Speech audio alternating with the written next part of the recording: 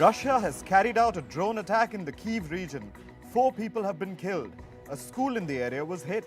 Ukrainian President Volodymyr Zelensky has said, and I quote, "This shows that Moscow is not interested in peace." Russia continues to attack Ukraine with missiles, artillery and drones. This has caused long power cuts in the region as well.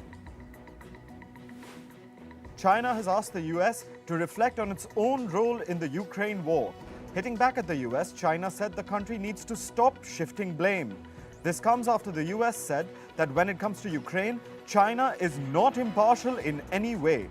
The statement came at a time when the Chinese President Xi Jinping visited Moscow. China asked the US to correct its wrong behavior of adding fuel to the fire. The Polish Prime Minister has called the Russia-China alliance dangerous. He said that the Chinese president's visit to Moscow makes us anxious. He added, and I quote, "We are trying to convince China not to support Russia in its aggressive international policy. Poland is one of Ukraine's closest allies." Chinese President Xi Jinping has departed from Moscow. During the visit, Xi reiterated that China holds an impartial position in the Russia-Ukraine conflict. Xi and Russian President Vladimir Putin held talks. Putin said that China's proposal could be used as the basis of a peace settlement in Ukraine. However, the West and Kyiv are not ready. The Japanese Prime Minister Fumio Kishida visited Poland after Ukraine. He met the Polish president. The two leaders said that the bilateral relations between Japan and Poland are strong and will develop in different fields. Kishida's trip to Ukraine and Poland came at a time when the Chinese President Xi Jinping visited Russia. The trip also comes ahead of a G7 summit, which will be held in Kishida's hometown, Hiroshima. Mexico's president has rejected a report by the US that highlights human rights abuses. President Obrador has called the US State Department liars and said that the US believes that it is the government of the world. The report highlighted unlawful or arbitrary killings by the Mexican police, military and other officials, forced disappearances by government agents, and torture and inhumane treatment by security forces. The Honduran foreign minister says that the US respects the country's decision to establish diplomatic ties with China. Honduras's decision risks its ties with Taiwan and its allies. China does not allow countries that it shares diplomatic ties with to maintain relations with Taiwan. The US State Department warned Honduras that China makes many promises but does not fulfill them. The United States will announce further sanctions against Myanmar. A US State Department official said that the sanctions would make it more difficult for Myanmar's junta to generate revenue to buy weapons. Myanmar's military staged a coup in February 2021. It overthrew a democratically elected government led by Aung San Suu Kyi. So far, the US has imposed sanctions on 80 individuals and more than 30 entities in Myanmar. The East African country of Uganda has introduced new penalties for same-sex relationships. The Anti-Homosexuality Bill 2023 was passed after a highly chaotic session. It bans activities that promote or encourage homosexuality. Uganda is highly conservative and a religious country. Homosexuality is already banned.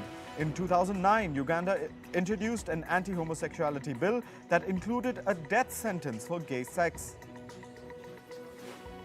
Protesters in Paris continue to demonstrate against the controversial pension reforms. In the latest, motorbikes were set on fire along with rubbish piled up on the streets. Fire engines were deployed to put out the blaze. Police fired tear gas to disperse protesters. This comes in the aftermath of the French government narrowly surviving a no-confidence vote. Sri Lanka has received the first tranche of an International Monetary Fund bailout program. The island nation was scheduled to receive a $330 million tranche. This is the first part of an almost $3 billion bailout approved by the IMF. This was the 17th IMF bailout for Sri Lanka. This was the third since the Sri Lankan civil war ended in 2009. A 6.5 magnitude earthquake struck Pakistan and Afghanistan on Tuesday. At least 11 people were killed. More than 100 people were hospitalized in the Swat Valley region. The earthquake triggered landslides in some of the mountainous areas. The tremors were felt in Tajikistan and India. Parts of the US state of California witnessed yet another onslaught of harsh weather. Drone videos show roads and farmland submerged. Homes and vehicles have also been inundated by floodwaters. California witnessed its 12th atmospheric river storm. Forecasts predict up to 3 inches of rain in the coastal regions. Climate activists gathered in Washington, D.C. to protest against banks financing fossil fuel projects. The protesters sat in their rocking chairs at the entrances of Citibank, Wells Fargo, Bank of America, and JP Morgan Chase. This played out just a block away from the White House. Protesters cut up their credit cards and pledged to quit what they called big bad climate banks. The United Nations has said that overconsumption and climate change have led to severe water shortages around the world, and it has become an endemic.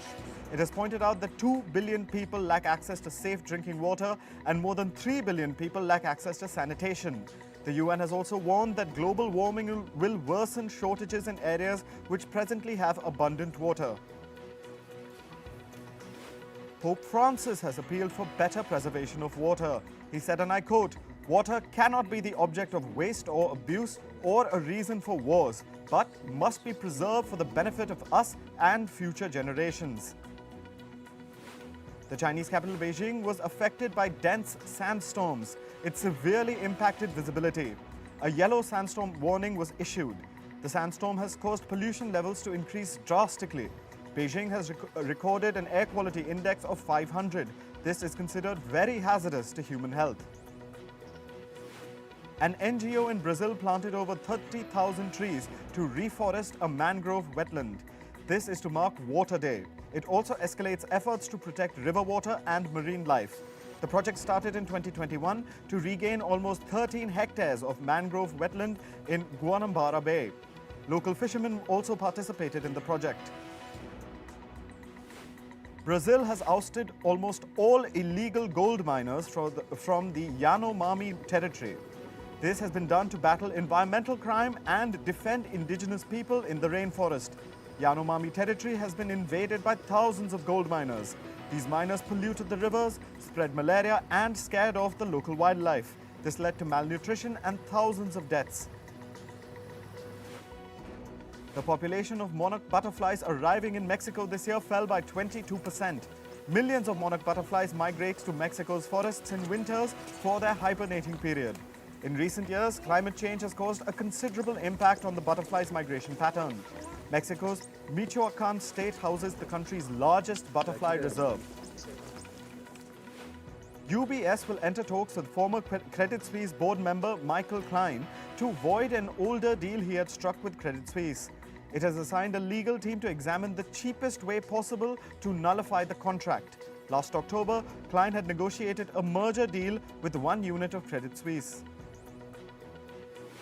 GameStop posted a surprise profit in its fourth quarter earnings. The company recorded a net profit of $48.2 million.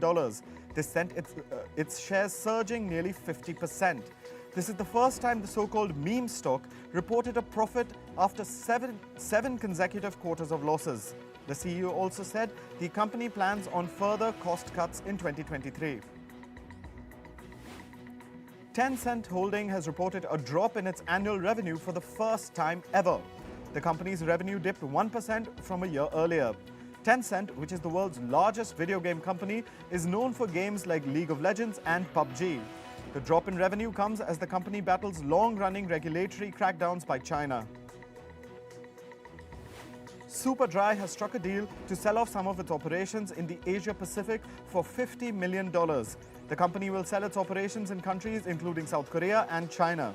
The retailer is also planning to raise equity as it seeks to strengthen its balance sheets.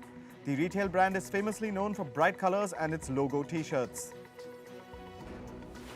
A new lawsuit accuses Meta and CEO Mark Zuckerberg of failing to maintain child safety on its platforms.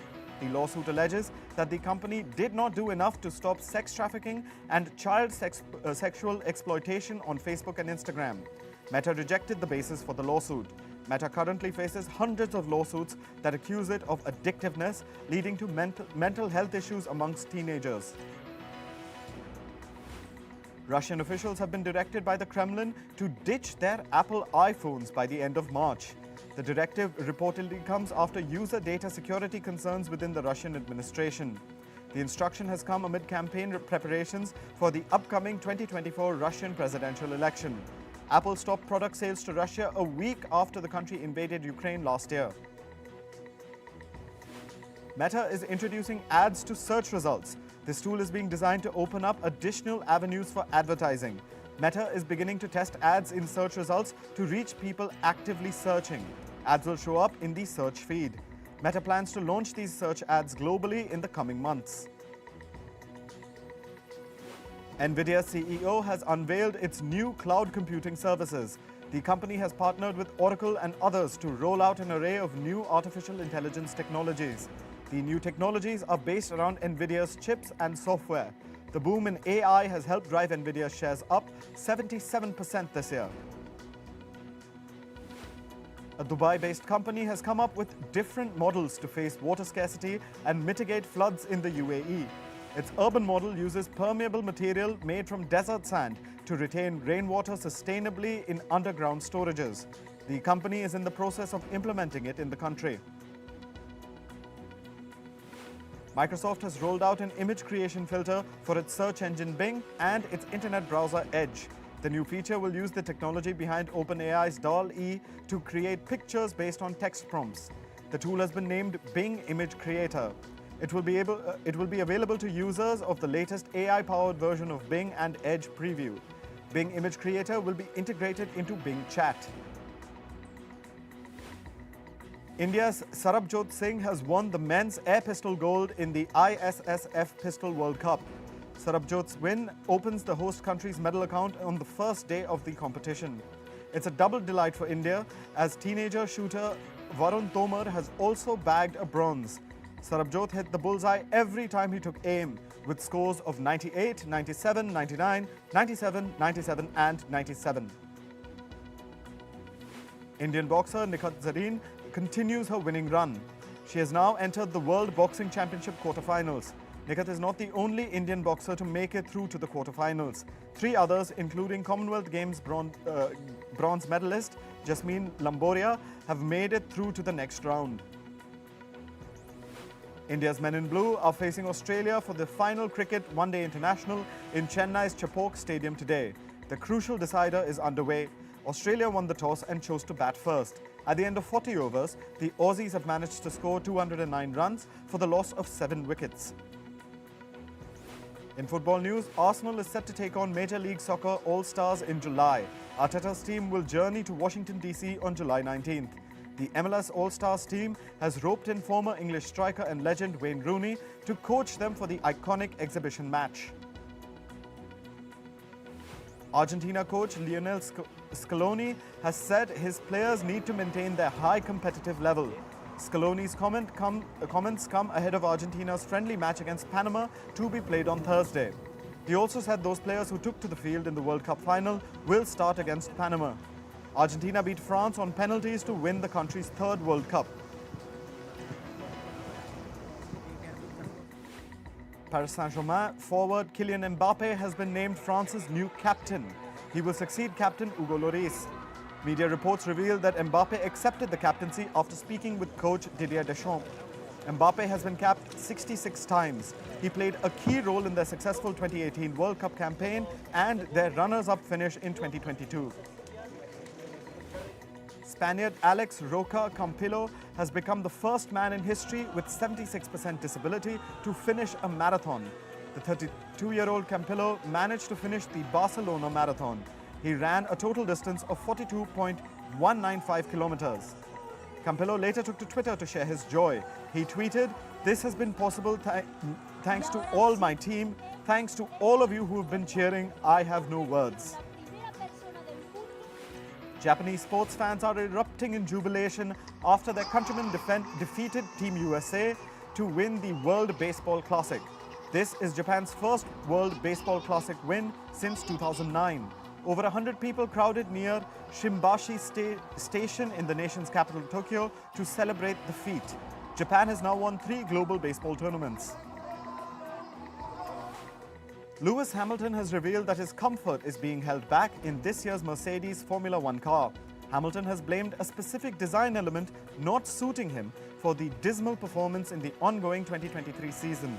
He thinks his situation could be helped by the team bringing more downforce to its car.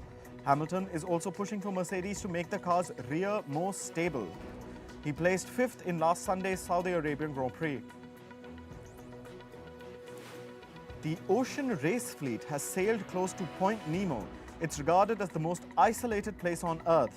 Point Nemo is about 2,700 kilometers away from land in every direction. The nearest humans are astronauts in space. The global race set off from Spain in January. The teams are collecting scientific data as they travel around the world. The Hong Kong screening of Winnie the Pooh, Blood and Honey has been cancelled. The British horror film was due to release in Hong Kong on March 23rd. The film's distributor gave no reason for the cancellation.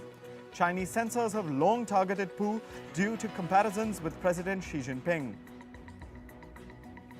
Canadian singer The Weeknd is the world's most popular artist. The 33-year-old set a new Guinness World Record. He is the first and only artist to reach 100 million monthly listeners on Spotify. Phantom of the Opera reports the highest gross in its 35-year Broadway history. The show raked in $3 million across 8 performances. This is the first time that the production crossed this number. The Andrew Lloyd Webber musical debuted on Broadway in 1988. Guardians of the Galaxy Volume 3 is set for a May 5th release in China. This makes it the 3rd Marvel title to secure a theatrical release in China. The series finale will see a same-day release in North America. China will have a Marvel release after 3.5 years. Balkis Fatih is the latest Maison Valentino diva. The Emirati singer has been a long-time Valentino client. The singer says she feels liberated with every Valentino piece she wears. Valentino's D.Va include celebrities with different values. F1 racer Lewis Hamilton and actor Zendaya are among Valentino divas. Kiara Miller becomes the first Victoria's Secret model from Bravo Network. Miller was part of a reality show, Summer House. Miller took part in the television series in 2020. She was an ICU nurse before her stint on television. Singer Blake Shelton is quitting The Voice after 12 years. He will quit the show after the end of season 23. The singer has been a coach on the show since 2011. The 46-year-old wants to spend more time with his family. Martina Navratilova is likely to drop her adoption plans. The tennis ace postponed plans following cancer treatment. She said she doesn't want to be the grandmother on the playground. She was diagnosed with breast cancer in 2010. Last year, she was diagnosed with throat cancer. The 66-year-old recently announced she was cancer-free. Clint Eastwood's absence from the public eye sparks health concerns. The actor was last photographed in February 2022. It's speculated that he has developed osteoporosis. Last spring, the 92-year-old said he has no plans to retire. He was last seen in the 2021 film Cry Macho. Rapper Post Malone has settled a copyright lawsuit. The lawsuit revolved around a 2018 recording session. Musician Tyler Armez said he co-wrote the 2019 hit Circles with Malone. Armez has alleged Malone neither credited nor compensated him. The two settled the lawsuit shortly before trial.